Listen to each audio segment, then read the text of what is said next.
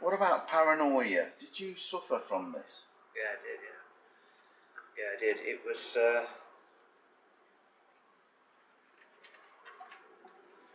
It was wrapped up with shame.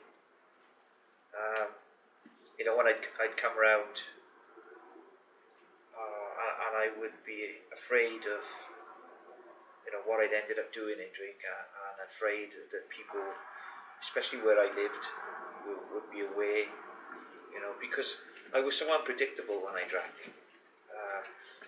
Anything was possible, and it was usually anything that was not good was possible. Like I can remember, smashing a car, like and driving it, limping it back to where I was living,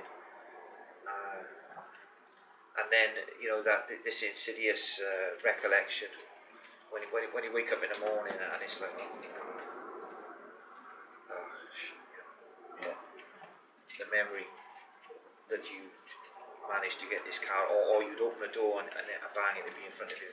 Jesus, so you'd be wondering then who'd seen you drive home, or who'd seen you roll in. Yeah. Who would I swore at or shouted at? Yeah, paranoia was rife. I didn't want to see people. Would your neighbours know? Would your neighbours try to avoid you? Did they know you? Obviously. I don't know about them avoiding me. I tried to avoid them. Right. I didn't want to interact. I mean, they say, the World Health definition of health is a complete state of social, physical and mental well-being. Now, in terms of social, the mental effect alcohol had on me meant that I was not social. In my interaction, I'm not about parties, social parties or pubs. I'm talking about everyday life. I was, I guess antisocial. That would be a fair phrase to use, because I didn't want to talk to people. I didn't want to interact. I didn't want to say good morning, how are you? Because I wasn't of that frame of mind. So when I was in Wolverhampton, for example, and I was living in a block of flats, I had a ground floor flat, and I would hear the lift from my flat, and I didn't know if that lift was going up or coming down. So I'd have to look through the little spy hole in my door, and I would be waiting to see if somebody was going to come out of the lift and walk past my flat to go out, because I wouldn't want to have to talk to them. It shut me down. You've told me about that before, where you used to listen for the lift and that kind of thing. You also used to have to go out and get more drink. Yeah. You would disguise yourself with a cap and a hoodie, and was this due to the way you looked? It was, yeah. Well, no, I mean, it was a shame. I think it was a shame. I was aware that I kind of knew I was suffering, but I didn't know I was suffering. It's a real strange phenomenon. Because the overpowering, the dominating scenario was that I had to get drink. Food was secondary. Like I said, the cheap bits and bobs that I would get just to get by. And I wanted to be invisible. I didn't want people to talk to me or to see me, and I didn't want to talk or see them. Is this due to your mental state? Yeah. Yeah. Yeah, the paranoia kicks in. Was you depressed as well then? Yeah. Yeah, it's all part of it. You never thought to yourself, I'll go to the doctors because they may give me a tablet or something? Did you know, actually, there's no point in me going to the doctors because I have an issue with drink? I didn't realise I had an issue with drink. This is the crux of the problem. Yeah, I mean, I did go to see the doctor because I knew something was amiss. I mean, I wasn't going to work. I'd gone voluntary sick because I couldn't go into work. I couldn't face it. I couldn't do my job. I was incapable of working. So I had to go to the doctors, because I needed a continuation note anyway. But what do? They sort of, it's this whole idea, well, why are you drinking to excess? I didn't really have a reason. I couldn't find, you know, I had a good job. All right, there was stress of work, I suppose, was certainly a contributory factor that that I was looking to escape from or deal with, and drink I felt was helping me cope with those sorts of issues. But I didn't have any. My problem was I was addicted to alcohol, but I didn't know, and nobody else knew because nobody's talking about it.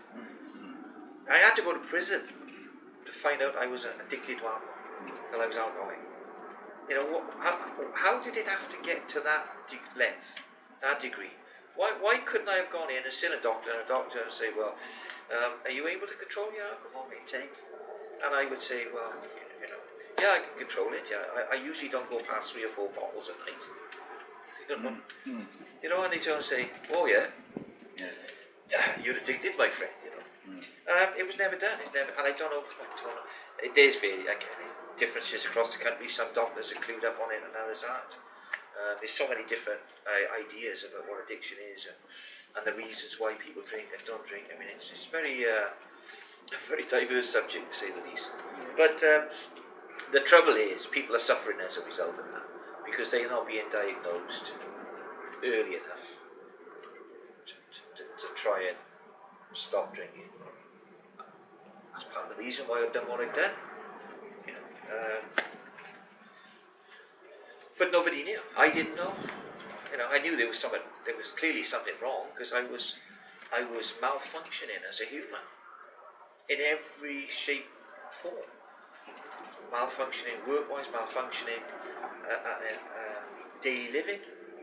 Every aspect of my life was being destroyed, and nobody had any answers.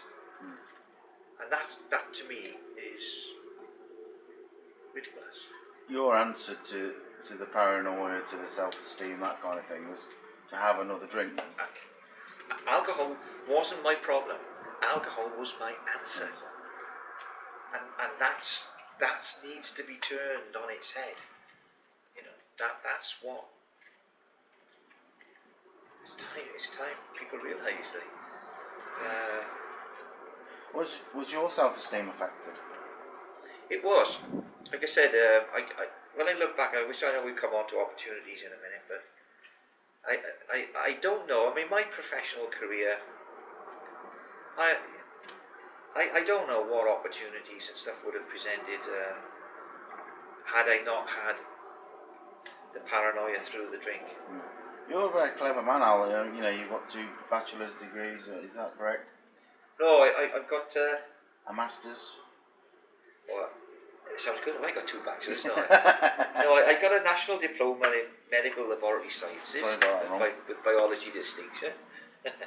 Which is still sort of working in hospital labs, but and then I got a Bachelor of Science Honours in Environmental Health. That was 4 years, and I've got a Master's degree in Public Health from the University of Wales College of Medicine, Department of Epidemiology. Full stop! Exclamation mark in the back. So you know you've got these qualifications. My qualification, right, is that I'm an alcoholic in recovery with 17 years sobriety under my belt. That's my qualification to talk about this subject. Forget my education. That gives me a bit of an insight into, you know, into how it affects populations, and that's fair enough. Most people don't have that understanding. So there's a bit of an advantage there. But my qualification is, having spent all this time listening to other alcoholics, hearing what's happened to them, the similarities with my experience, and as a microcosm of what's going on in society, that's my qualification. Mm-hmm. And being able, and having lived for 17 years without any desire or need or compulsion, and to have lived a wonderful existence without alcohol. That's the proof of the pudding. You know, that's my qualification. You said before about when you first got into recovery, you used to never carry money. Yeah. Can you explain why that was? Yeah. Well, in the early days of not drinking, I didn't trust myself. I mean, I couldn't go past a an off license or a pub, you know, it draws you in. You know, just honest to God, it's difficult to describe that. It's just it consumes you. And if I'd have had money in my pocket, like a magnet, it would have pulled me in. It would have sucked me in, and I'd have ended up spending it on, you know what? So you go out with no money, no wallet. No money, nothing. No. So unless I went to my recovery meeting, and you make little donations, cover the cost of tea and coffee. So I'd ask Caroline for a pound, you know. And I was perfectly happy with that. And I don't need money to be happy. Again, I've had years now of being able to prioritise what is important in life. And yeah, of course, we all got bills, we all have things we have to, responsibilities that we have to attend to. But I can go out and I can, you know. I mean, if Caroline's with me, and we want a coffee or a drink or something like that, well, obviously she's got money, you know, I did. But I normally don't. I normally don't need it. I don't need it to be happy, that's for sure. Which is everything. Hallucinations came in the end. Yeah. It was. I can remember.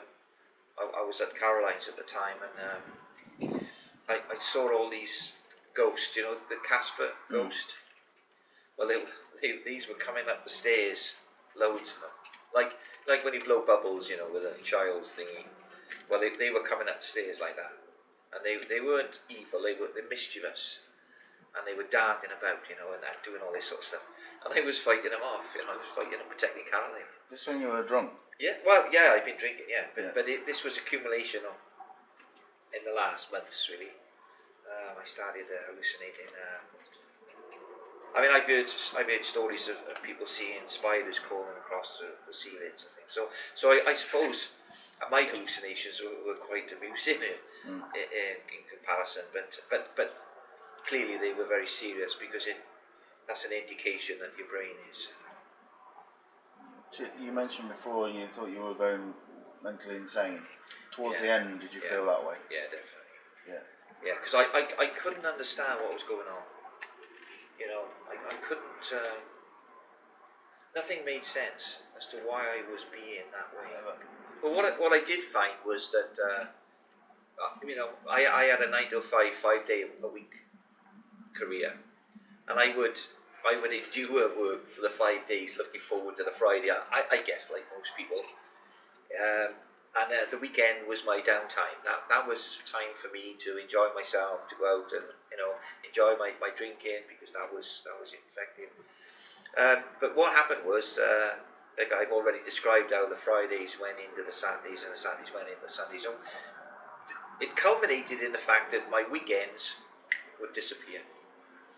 And then before I knew where I was, it'd be Monday morning again, and I'd nose be back with a grindstone. I'd have another 5 days slog before I could tools down again, you know. And then come Friday lunchtime, it would be, oh great, weekend again and again. You know, I wouldn't remember the weekends, because I'd be in drink. And before I knew where I was, bang, Monday morning again, and it was like as if I didn't have weekends. Like Groundhog Day. It was horrific. I was not enjoying. I thought I was enjoying, but all I was doing was knocking it out. I was knocking my free time into touch, and I was wasted on alcohol. Horrific. I mean, life is too short. I mean, I look, you know, now every moment of every day, but I have no compulsion. I can do anything, and I'm free. I'm just free. My God, what a difference.